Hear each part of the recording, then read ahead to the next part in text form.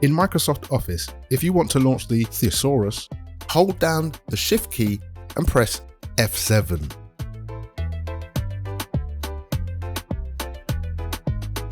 If you need to select adjacent cells, why not give your mouse a rest? Instead, use the keyboard shortcut. Hold down Control, hold down Shift, and tap the arrow key.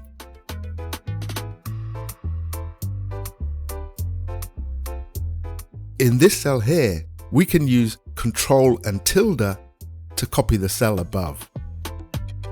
And if we need to edit a cell, we can press the F2 key. Then we can press the Home key to go to the start of the text. In this column, assuming your mouse is still preoccupied, select the data using your keyboard instead. We can use Ctrl+1 to jump to the Format Cells dialog box. Press the Tab key, use the arrow keys to scroll down, press the Tab key again, 0 decimal places, and press Enter on our keyboard. A quick way of doing an auto sum, hold down the Alt key and tap the equal sign.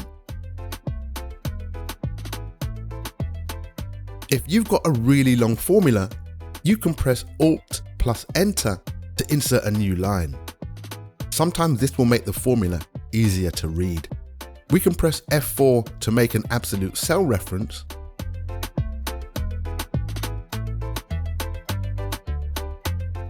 With this criteria, if we only wanted the column to be an absolute, we can keep tapping the F4 key to cycle through the options.